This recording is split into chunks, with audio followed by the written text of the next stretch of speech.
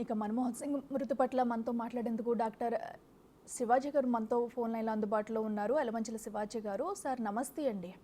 నమస్కారం అమ్మా. సార్ మనం ఒక దేశం ఒక గొప్ప నాయకుడిని కోల్పోయింది. మనం ఈ వార్త వినడం కూడా అందరికీ చాలా బాధగానే ఉందని చెప్పాలి. ఎందుకంటే మాజీ ప్రధాని దేశానికి ఇప్పటివరకు కూడా ఎన్నో సేవలు అందించి, ఆర్థిక సంస్కరణలు అందించి ఒక గొప్ప మహా వ్యక్తినైతే ఈరోజు ప్రతి ఒక్కరు కూడా కోల్పోయారనే చెప్పాలి. ఆయన మృతి పట్ల మీరు ఏమంటారు? మీకు ఎలాంటి అనుబంధం ఉండేది సార్? మన్మోహన్ సింగ్ గారితో నాకున్నంత సుదీర్ఘమైన అనుభవం మన ప్రాంతంలో ఎవరికి ఉండదని చెప్పి నేను అనుకుంటున్నాను. దానికి చాలా గర్వంగా ఉంటున్నాను. ఎలాగంటే నేను రాజ్యసభలో సభ్యుడిగా ఉండగా 1988, 89 ఆ ప్రాంతాల్లో మన్మోహన్ సింగ్ గారు ఆర్థిక శాఖ మంత్రిగా 1991లో ఆర్థిక మంత్రి. నేను ఫైనాన్స్ మినిస్ట్రీ కన్సల్టేటివ్ కమిటీలో సభ్యుడిగా ఉండి యాక్టివ్గా ఉంటానా. మొత్తానికి ఆయనతో నాకు చాలా అనుభవం ఏర్పడింది. ఇంకొక అంశం ఏంటంటే మన్మోహన్ సింగ్ గారు వాస్తవానికి డాక్టర్ చదువుదాం అనుకున్నాడు, ఎంబీబీఎస్ చదువుదాం అనుకుంటే వాళ్ళ తల్లిదండ్రులు దానికోసమే ప్రోత్సహించారు ఆయన్ని. కానీ ఆయన అవర్ ఇండియా అనే ఒక పుస్తకాన్ని, చిన్న పుస్తకాన్ని చదివాడు. అది ఎంఆర్ మసాని రాసిన పుస్తకం. దాంట్లో ఒక ఇంటర్వ్యూలో చెప్పాడు. దాంతో నా ఆలోచన అంతా మారిపోయి ఎంబీబీఎస్ సంఘం మెడికల్ కాలేజ్లో చేరాలనే ఆలోచన వదులుకుని ఎకనామిక్స్ లో చేరాను. తర్వాత జరిగిందంతా హిస్టరీ తెలుసు కదా అని అదే పుస్తకాన్ని నేను చదివి అవర్ ఇండియా అని మా ఇద్దరికి ఆ పుస్తకమే స్ఫూర్తి అనమాట. అందుకని అదొక అనుబంధం. అప్పటి నుంచి కూడా పార్లమెంట్ లో ఉండగా చాలా చిత్రమైన సంబంధాలు ఉండేవి.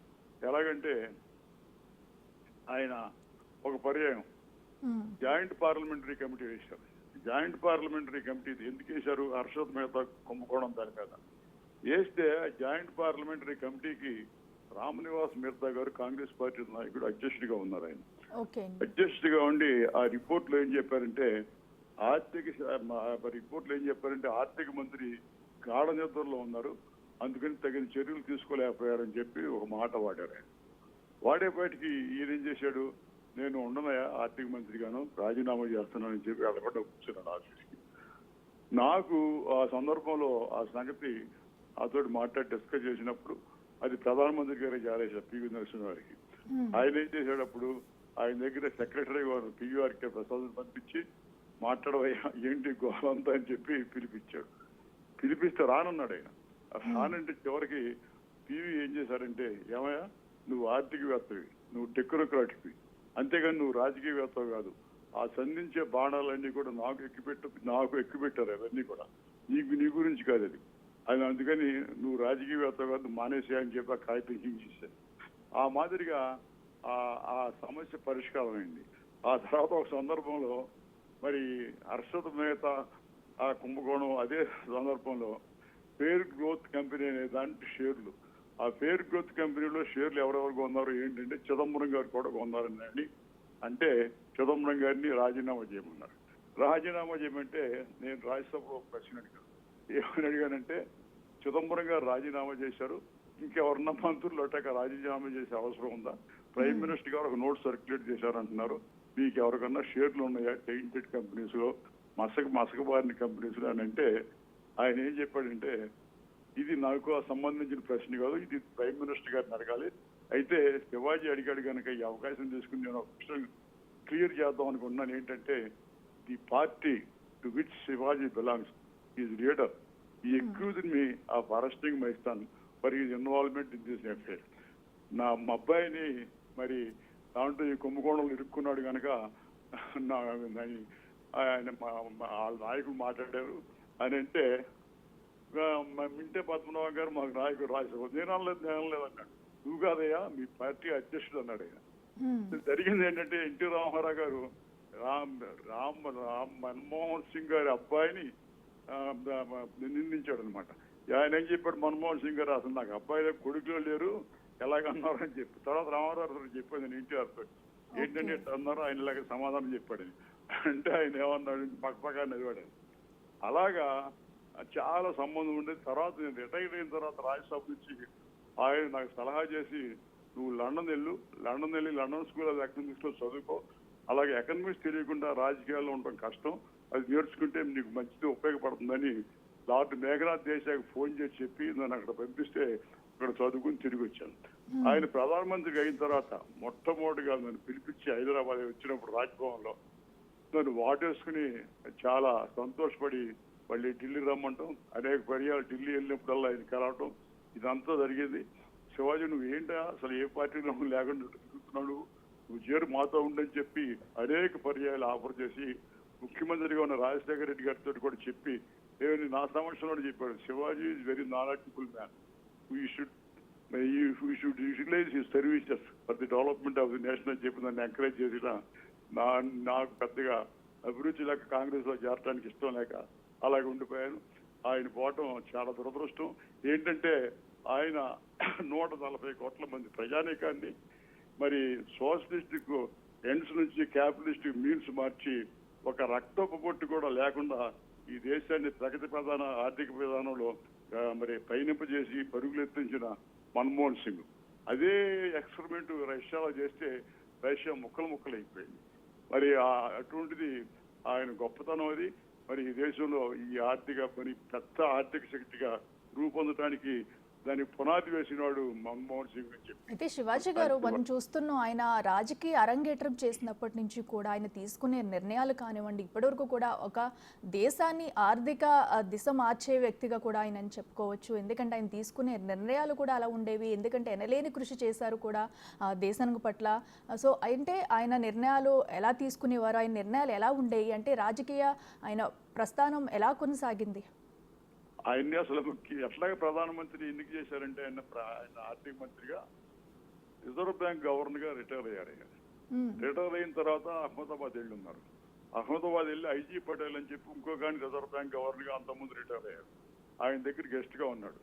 పివి నరసింహారావు ఫోన్ చేసి ఐజీ పటేల్ని ఏమైనా నువ్వు ఆర్థిక మంత్రిగా రమ్మని ఫోన్ చేశాడు. ఫోన్ చేస్తే ఆయన ఎవరంటే నేను రానండి పెద్దవాడిని అయిపోయాను, అయితే ఇంకే పేరు ఏదైనా సజెస్ట్ చేయని అంటాడు. మా ఇంట్లోనే ఉన్నాడు గెస్ట్ ఒక ఆయన అయితే బాగుంటుందని సజెస్ట్ చేశాడు ఈయన పేరు. అప్పుడు మన్మోహన్ సింగ్ గారు దగ్గరికి అలెగ్జాండర్ పంపించి పివి నరసింహారావు ఆయనతో మాట్లాడరమ్మంటే ఆయన ఎక్కడ ఉన్నాడు, జవహర్లాల్ నెహ్రూ యూనివర్సిటీలో పాఠాలు చెబుతూ ఉన్నాడు. ఆయన నువ్వు తొందరగా అర్జెంటుగా రావయా అని అంటే గబగబా ఇంటికి వెళ్ళి బట్టలు మార్చుకుని వస్తే ప్రమాణ స్వీకారం చేశారు. అప్పుడు వరకు ఏమనుకుంటున్నారు, పివి నరసింహారావు జాబితా అంతా తయారు చేసి కేబినెట్ లో ఫైనాన్స్ అనే దగ్గర ఖాళీగా పెట్టున్నాడు. ఖాళీకి పెట్టుంటే ప్రణబ్ ముఖర్జీ గారు ఏమన్నాడు, నన్ను పెడతాడు ఈ ఉద్యోగం అని చెప్పి ఆయన ఆశిస్తా ఉంటే ఈయన తీసుకొచ్చి పెట్టాడు. ఆయన చక్కగా ఈ దేశాన్ని ఇచ్చేసి ఆయన జనం అనుకున్నట్టుగా అంత మెతకేం కాదు. ఆయన అట్లాగా మీకు ఒక ఉదాహరణ చెబుతాం. ఆయన సిపిఎం తోటి మరి అమెరికా తోటి న్యూక్లియర్ డీల్ వచ్చినప్పుడు ఆ డీల్లో వాళ్ళు వీటికి విత్డ్రా చేస్తా ఉన్నారు. సరే సోనియా గాంధీ కూడా సంకీర్ణ ధర్మం కదా అలాగే చేస్తే అట్లాగూ పార్టీ గవర్నమెంట్ పోతుందని అంటే ఈయన ఏం చెప్పాడంటే సరే అట్ట కాదంటే నేను తప్పుకుంటా, మీరు ఎవరినన్నా పెట్టుకుని రాజ్యం చేసుకోండి అని చెప్పాడు.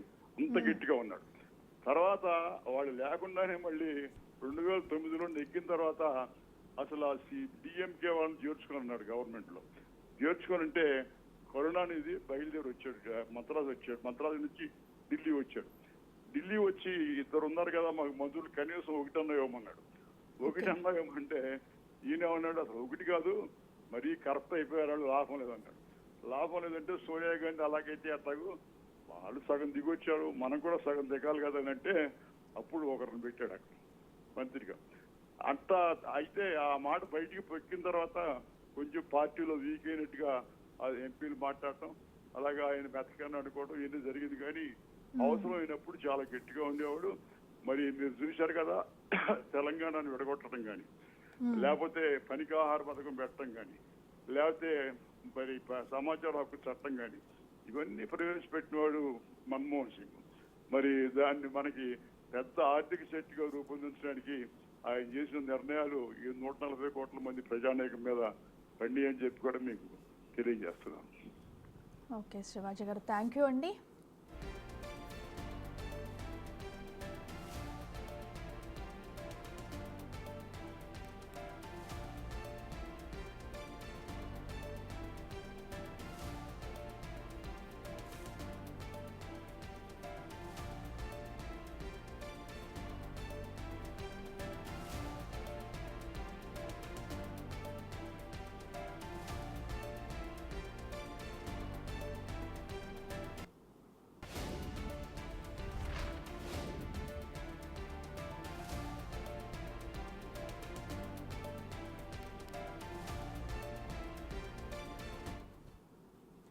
మాజీ ప్రధాని మన్మోహన్ సింగ్ మృతి చెందారు. ఢిల్లీ ఎయిమ్స్లో చికిత్స పొందుతూ ఆయన తుది శ్వాస విడిచారు. మన్మోహన్ సింగ్ మృతి పట్ల ప్రధాని మోడీ సహా రాజకీయ ప్రముఖులు సంతాపం తెలిపారు.